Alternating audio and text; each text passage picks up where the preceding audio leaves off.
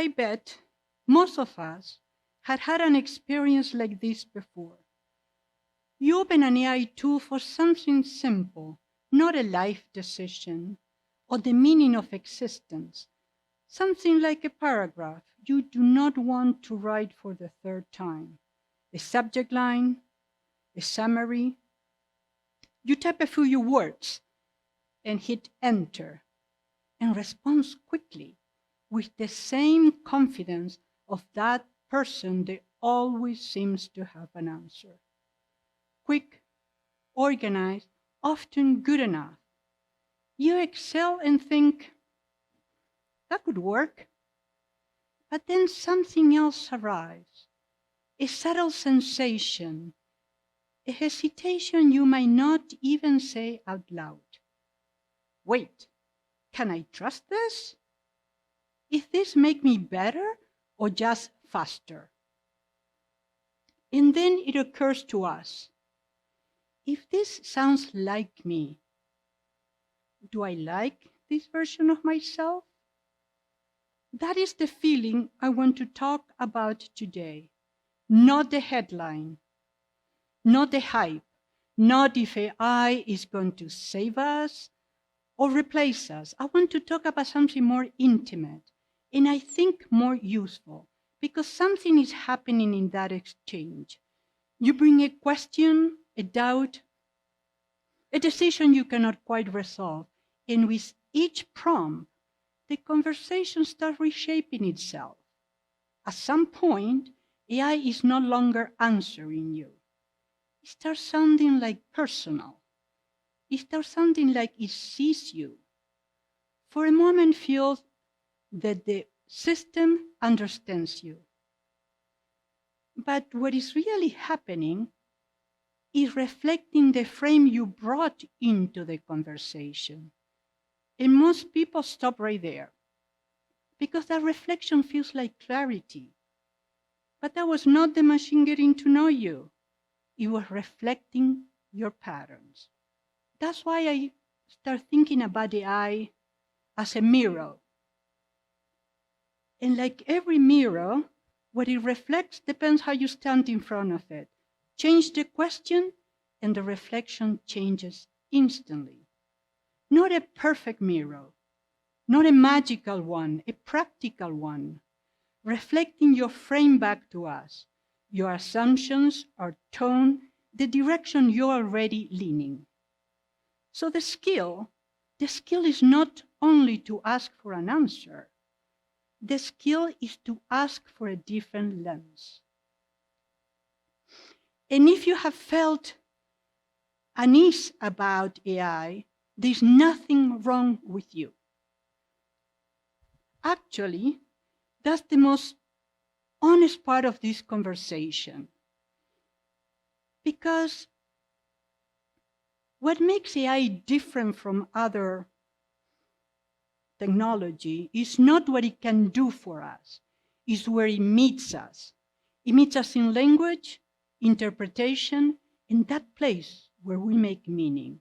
And when something touches meaning and identity, our nervous system reacts first, before reasoning has time to catch up. I know this pattern intimately. I learned it long before AI, in a city where reality kept shifting. I grew up in Buenos Aires, a city of accents. People have crossed the Atlantic after years of war, and they arrived to a place where life looked normal again. Cafes full, streets alive, food on the table. But a new landscape does not instantly change and calms the nervous system. People divided by history somewhere else, suddenly their neighbors here. The world around them have changed faster than the inner compass could make sense of it. That stayed with me. I learned early that fear is not only a reaction to danger. Sometimes it comes from disorientation. So when people say they fear AI, I don't hear a fear of replacement. I hear the unease that comes when meaning shifts before the self has time to regain its footing. Every major technology has changed how humans understand reality. The telescope displaces us from the center of the universe. It shows the Earth is not the center, and neither are we. Digital computers displace us from the sole source of logic. It shows logic is not only human, it can be externalized in scalable systems. And now AI arrives. But the AI is different. AI not only expands what we can do, it forces us to co-evolve with it. AI moves with our thinking. It changes perspective while we are thinking. This is knowledge in motion, not a loss of identity, a loss of centrality, not by taking something away from us, but mirroring who we are, how we think, and how we act. It reveals the rhythm we didn't know we had, our pace, our assumptions, our blind spots, the patterns we were following without even noticing. It is a mirror, but a mirror that responds is not a passive mirror, and that changes the relationship. Because when technology enters thinking, meaning, and expression, it does much more than making us faster. It reveals how much of our lives we have been living on autopilot. Many people think the disruption of AI is economical or technical, but it's also psychological, cultural, and existential. It forces us in another space because we are start realizing that we do not realize how we really react in the world. Perhaps we are not fully conscious how we think, how we act, how we speak, or what we are delegating. So the challenge is not to build more powerful systems. The challenge is for us to become more present in relation to them. To notice when we are using AI to support clarity and we're using it to avoid thinking. To notice when it's expanding our intelligence and when it's replacing our attention. To notice when it's helping us create meaning and when it's flattening it. So I don't see the future human versus machines.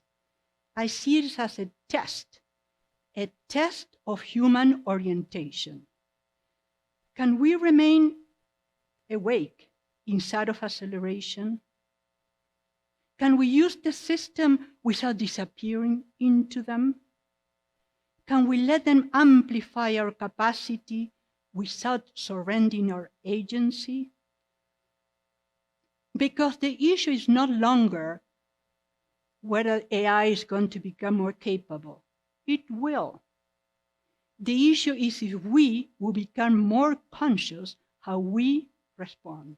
We are no longer outside of the system trying to manage it.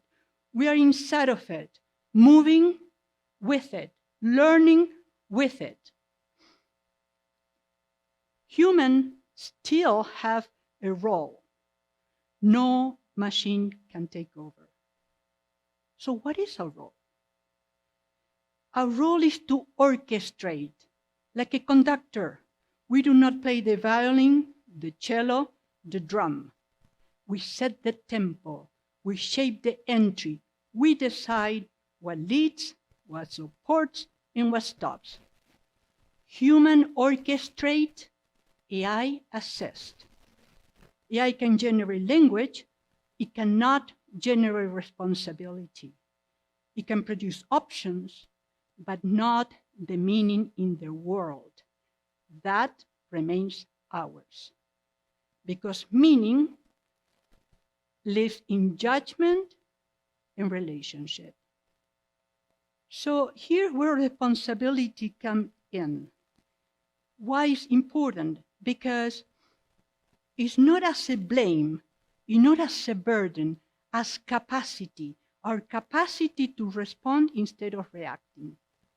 Because the I in artificial intelligence is the human intelligence to discern what lies between things, between objects, between choices, between actions and consequences, and to give meaning and direction. This is the moment when you ask, what frame am I in? What assumptions am I rewarding?